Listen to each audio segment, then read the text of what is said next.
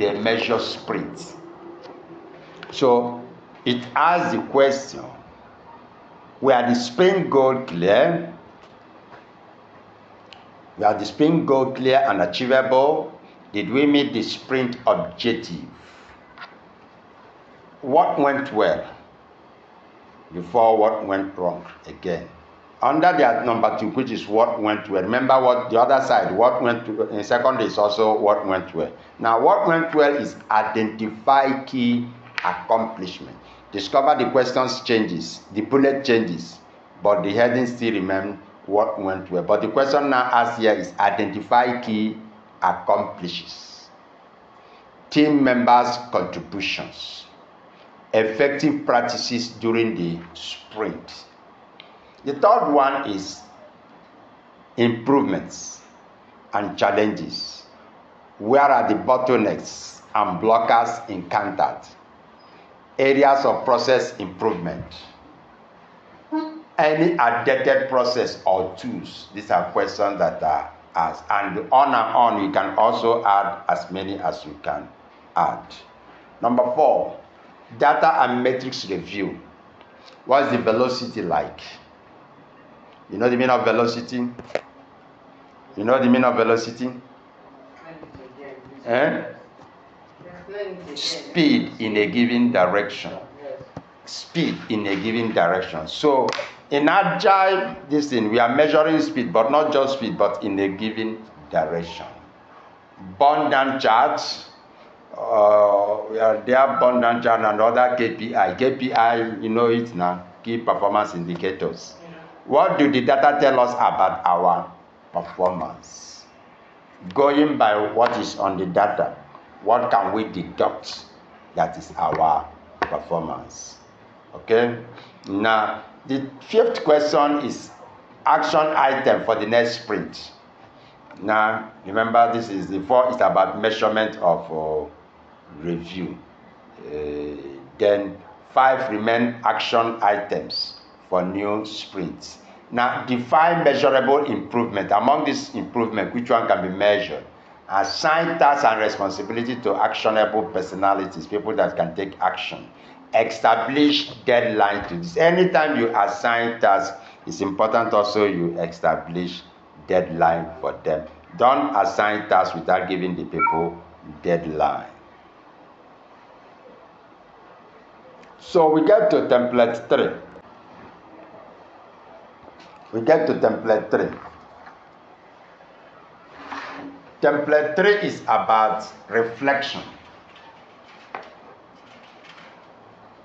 It's about reflection and continuous improvement. It's about reflection and continuous improvement. This template is where you consider celebration and achievements. What milestone did we reach? What milestone did we reach? This is where it is discussed. You know what milestone is? Okay. What team behaviors and practices contributed to this success to help us to repeat the team behavior to help us? Good. So we look at what the team members did, which helps us to achieve the feat we are celebrating. Okay. And on. What will be the prize we will give to people? This is where you discuss it.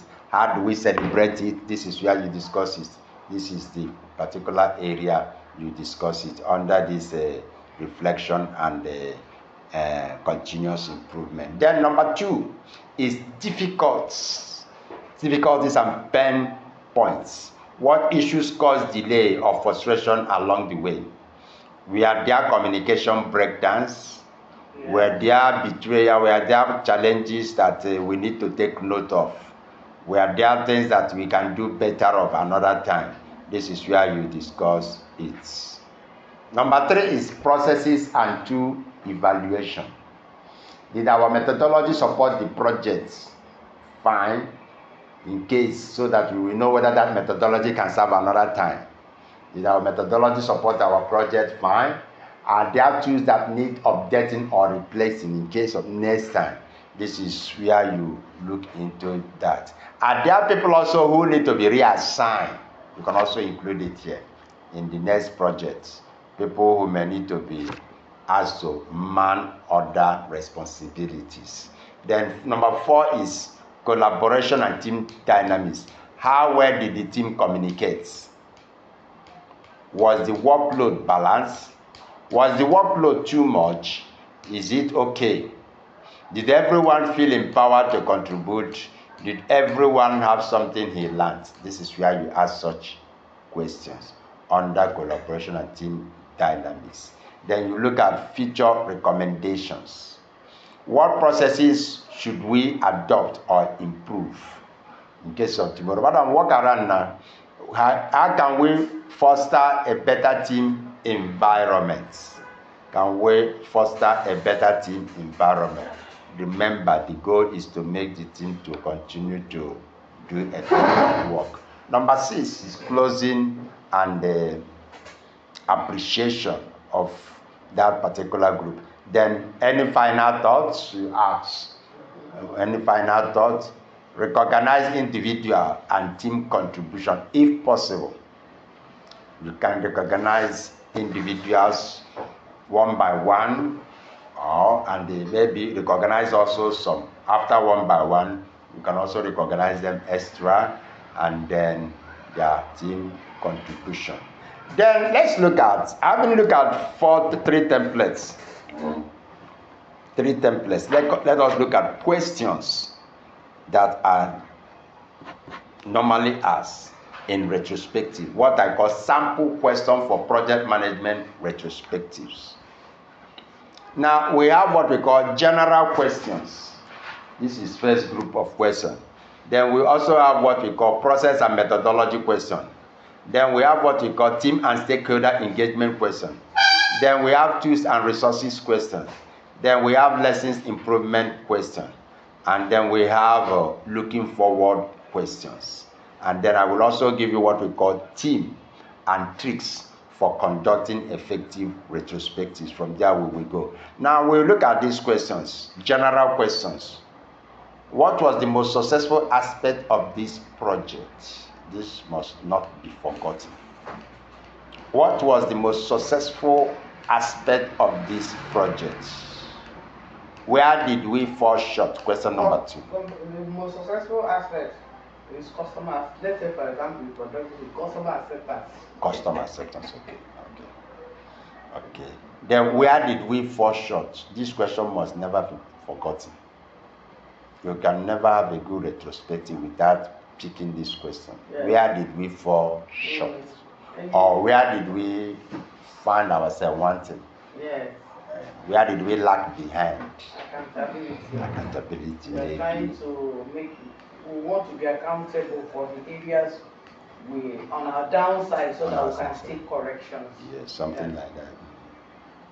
And when each of these questions are asked, it is the team members that will provide the answer, and it will be recorded. Yes. Final agreed thing will be recorded. Yes. And you don't record people's name when answering these things. Yes. You record it as the agreed thing of the house. Yes. This is what the team agreed. The team said, not individual. Yes. Just like when people write minutes, some people put people's name in minutes. It's an error. No. You don't put people's name in minutes. It is the house said. The house agreed. Are you getting it? But why can't you put people's name? Yeah, it's wrong. No, if somebody could give opening remarks, say you put the position. No. The only thing you can put is maybe prayer. Position of the person. And don't put somebody's. If the position has become accepted, you don't put the person's name again. It can risk somebody's life. Why would somebody take responsibility for what he has said? No. It depends on the kind of